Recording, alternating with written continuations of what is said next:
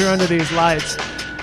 And the Sooners are pretty hot coming into this game at 1-0. They're taking on Cincinnati today, also coming in at 1-0. Barry, how's it look? It's a little bit of a different story today than it was last week as far as the level of opponents. Well, the season starts today. Last week, exhibition season, Jake. I mean, we didn't have any questions about it last week. The Sooners were going to kill Chattanooga. The only similarities between Cincinnati and Chattanooga are their cities with a long name that start with C. Otherwise, they're in different worlds. Cincinnati's a legitimate football team. Oh, no question. 10 wins last year, 10-3. They're probably right now the second or third best team in the Big East Conference.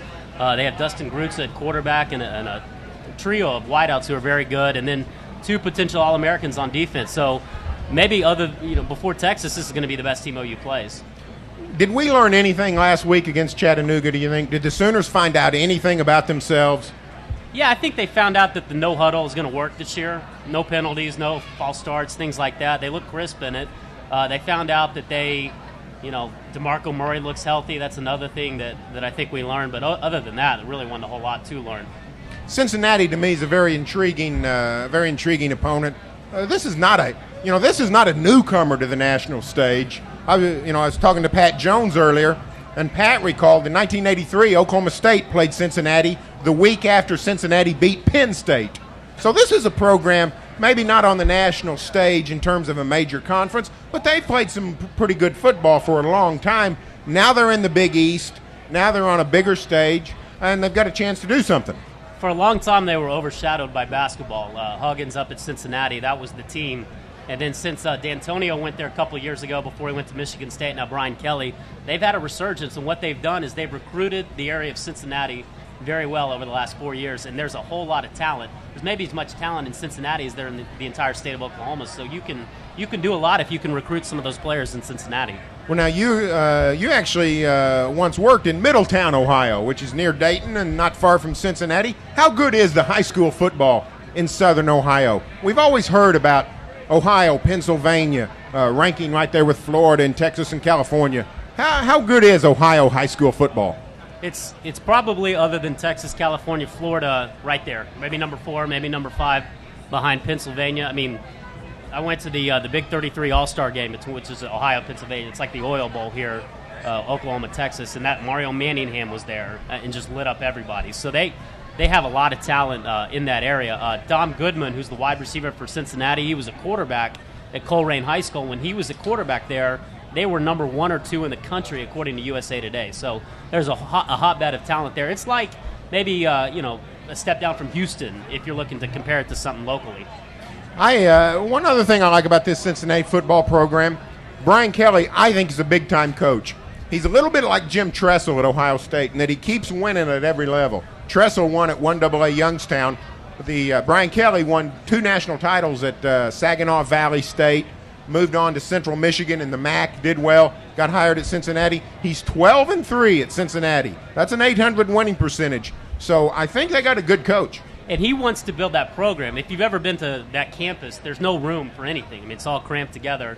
And they want to build an indoor facility, but there's no place to put it. So they're talking about maybe putting a roof, some kind of retractable roof over the stadium. And this is Cincinnati we're talking about. So they have big plans. There's a good story last year at the Big East Media Days.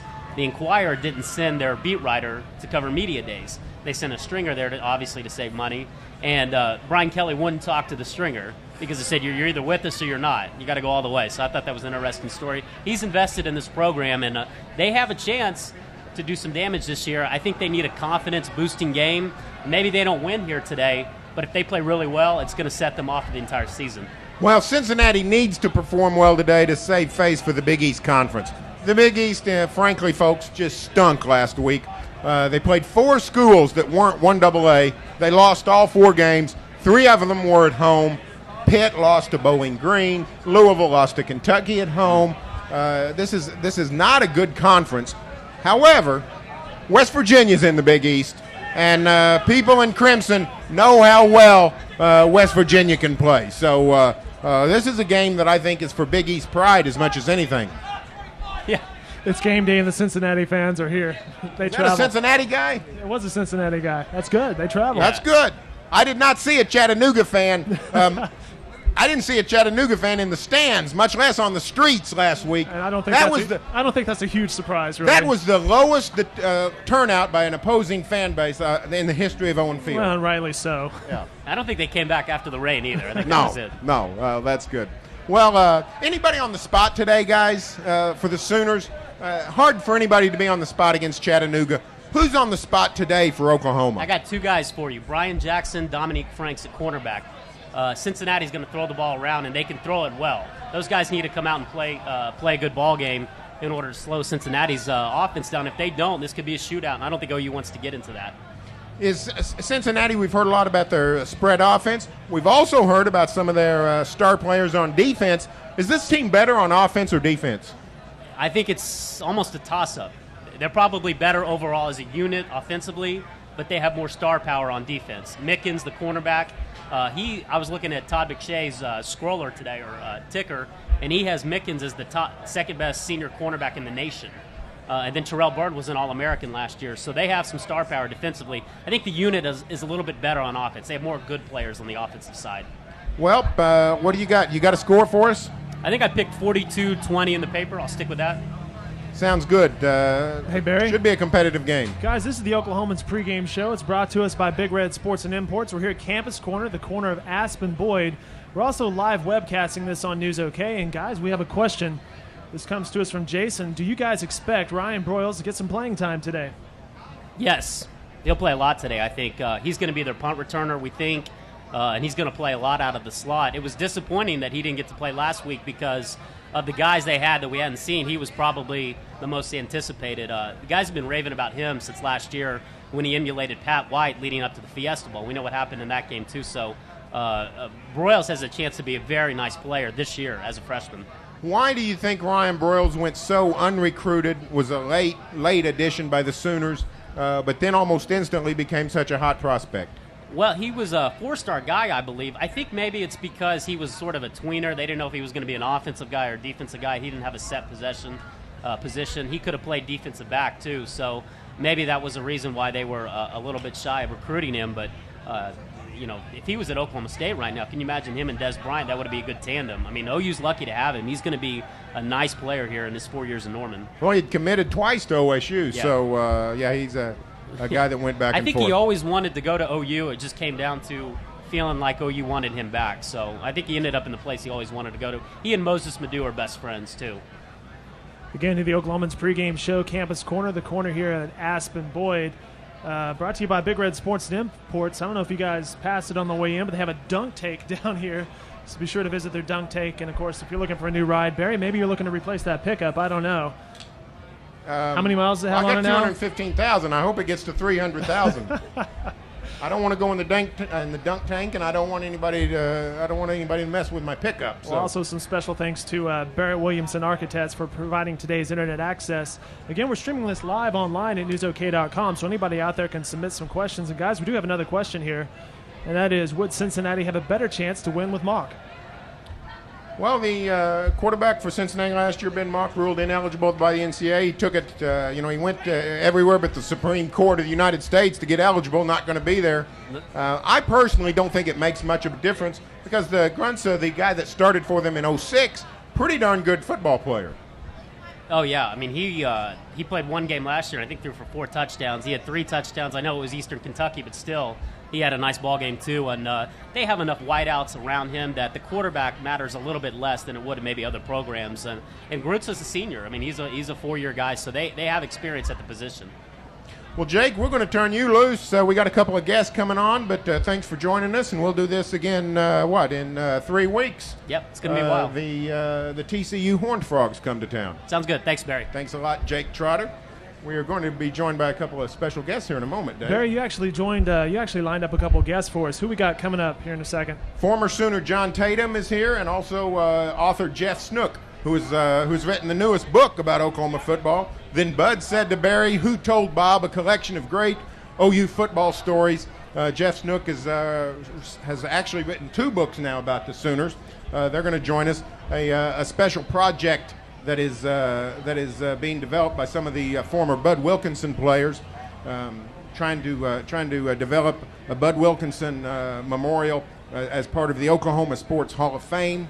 So that will be that'll be a very nice addition to the landscape of Oklahoma City. Bud's former players are trying to put that together. So they're going to join us, and we will talk a little bit about that project and the new book. You know, I counted today, or this morning, Dave, I count 33 books, at least 33, written about Oklahoma football. So I actually have 27 of the 33. There's 6 I don't have, so I'm trying to round out my collection. And we are joined now by John Tatum on my far left, Jeff Snook here next to me. Guys, pull those mics right up to you.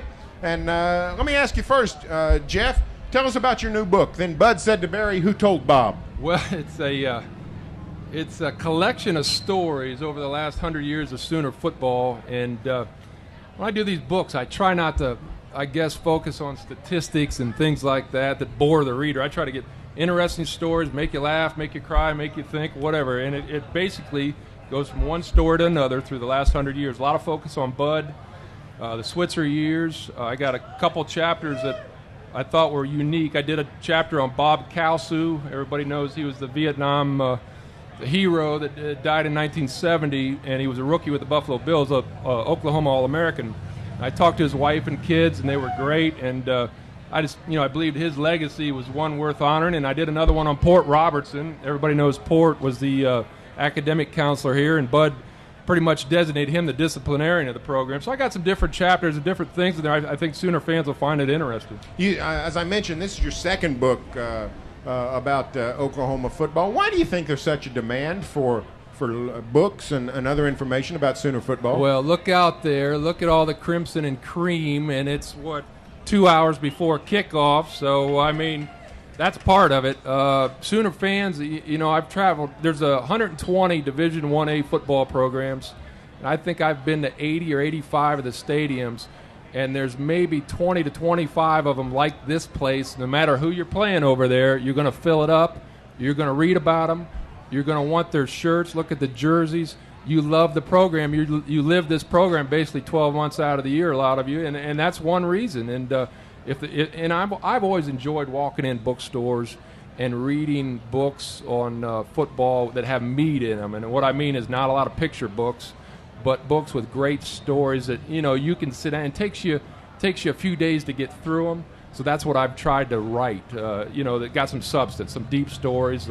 For instance, the Kalsu chapter is probably 8 or 9 pages long, and it's a long thing. So that's what I like to read. So in turn, I think that's what fans have liked. And I've written 9 books on college football, and I've tried to design them all that way, and I've got positive feedback on every one of them. So it's worked out. Now, your book just came out this week, I believe. Was it? Yeah, it should be in all the bookstores now, like Barnes & Noble, and I know it's over here at the campus bookstore under the stadium, unless they've run out. But a couple of days ago, they had quite a few in there, so it should be in all the stores by now. Now, will you? I'm told that you plan a return to campus later in the fall, possibly. I've for not a book signing. I have not yet set that. I'm here this week. I go to USC next weekend, and I'm not sure when I'm coming back. I may go to the Texas-Oklahoma game in Dallas, and I just haven't set my schedule yet for October. So hopefully, I'd like to get back. I love being here. I'm an Ohio State guy, and I love the Sooners.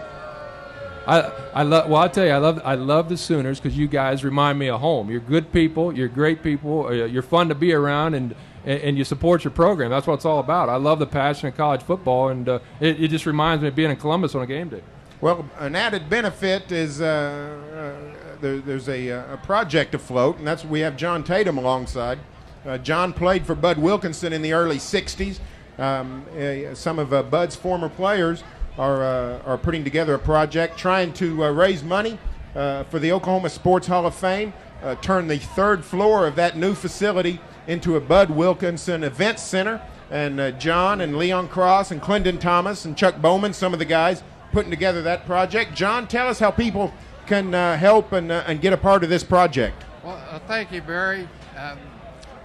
It's a great project because we think Oklahoma City is a great place for the Oklahoma Sports Hall of Fame. And this isn't a Hall of Fame just for Oklahoma football players or Oklahoma University athletes. It's for the best athletes in all sports in Oklahoma. And we want to have the naming rights of the upper floor which would be the Bud Wilkinson Event Center.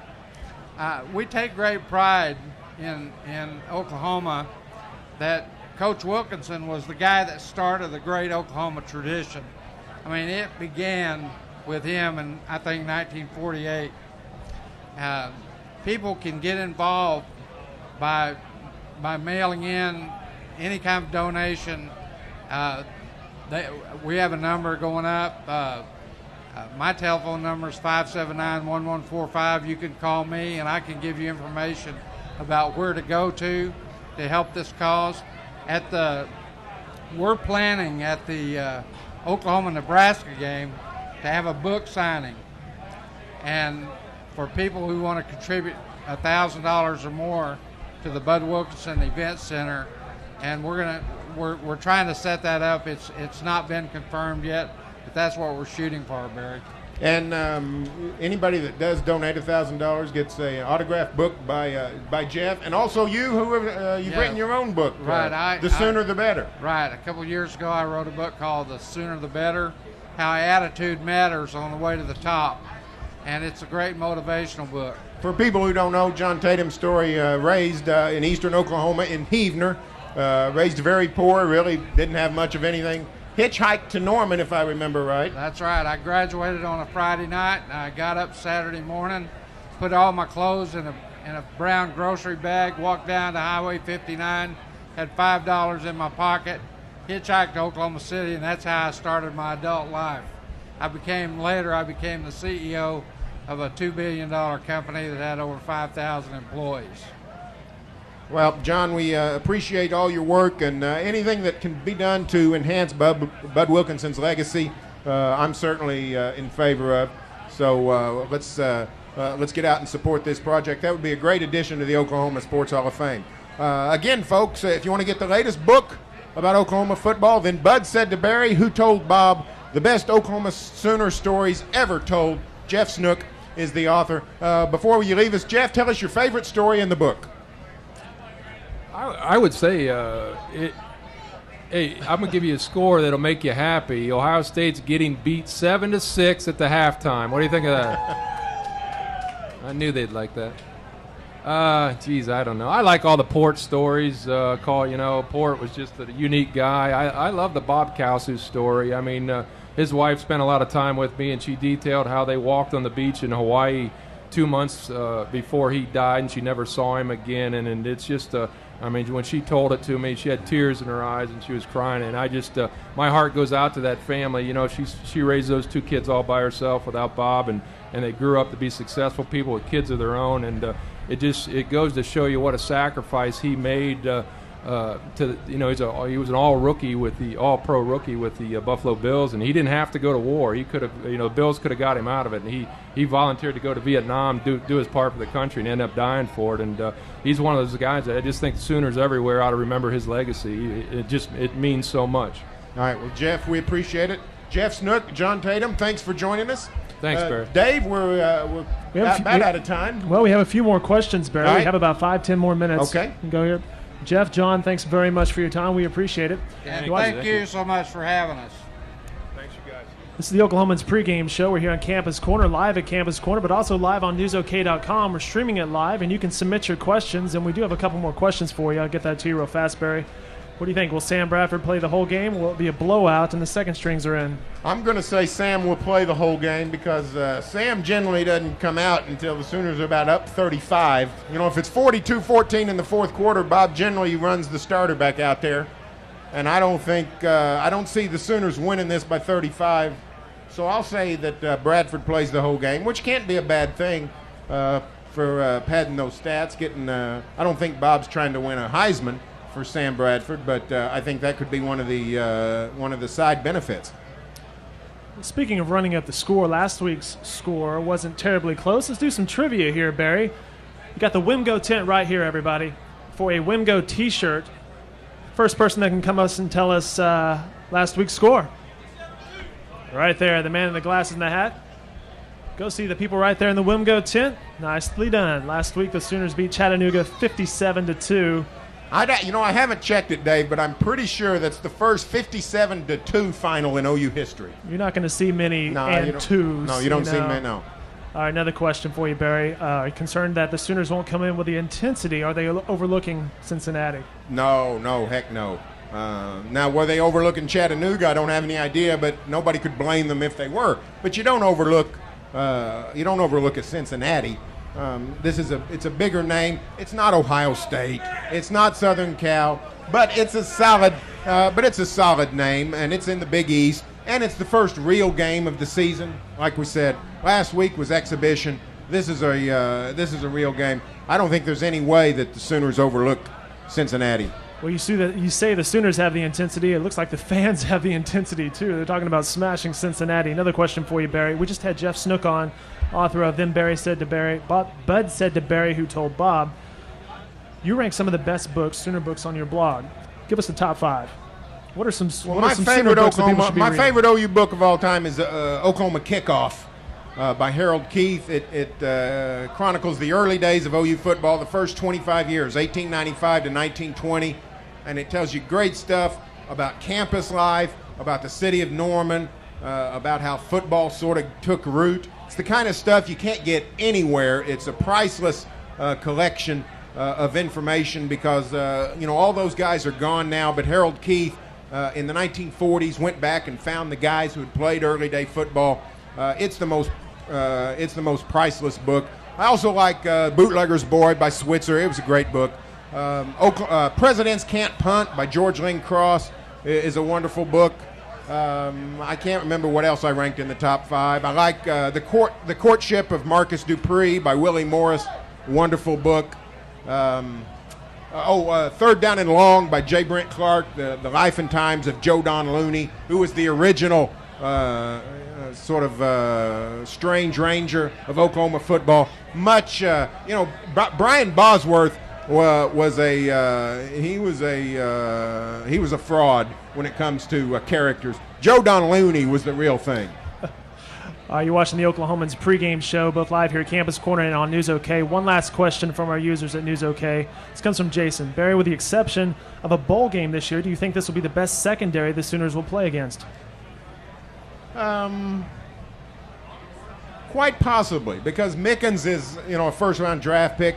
The other guy whose name I can't remember is a pretty good player. That's quite possible. Now, I do think that Texas will have a solid secondary, especially by the time October rolls around.